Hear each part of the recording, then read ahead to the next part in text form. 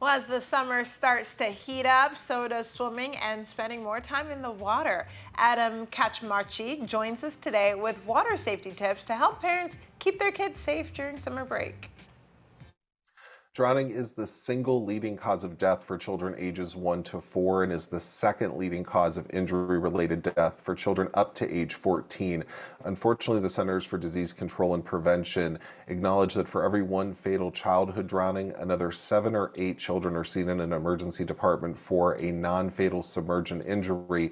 And what's scary is about 40% of those require further treatment and hospitalization. So the statistics are quite staggering.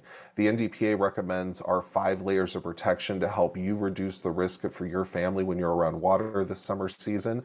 The first layer of protection is barriers, fences, and alarms. We want to make sure that we're restricting access to the water, especially the use of four-sided isolation fencing. Most parents don't recognize that 70% of toddler drownings are going to happen during a non-swim time, so when the child is not expected to be near or around the water, so making sure we're preventing access is very important. The use of proper supervision around the water, swimming near a lifeguard is fantastic, but you also want to make sure you're keeping your eyes on your own children. And if you have a weaker non-swimmer, practicing touch supervision, being able to reach out and touch your child anytime they're in or around the water is very, very important. The third layer is water competency. We want to get kids enrolled in high quality swim lessons, and the American Academy of Pediatrics says that can begin as early as age 1 after consultation with your pediatrician.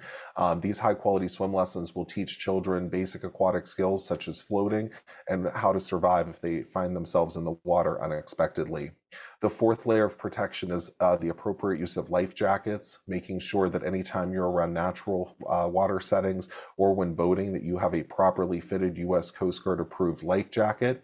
And then the fifth layer, because drowning is an accident, we will always want to be prepared for an emergency. Learning basic water rescue skills to help someone who's in trouble in the water, and knowing how to care for them by providing high quality CPR with rescue breaths. And finally, how to make that 911 call can make a critical difference between life and death if a drowning emergency has happened.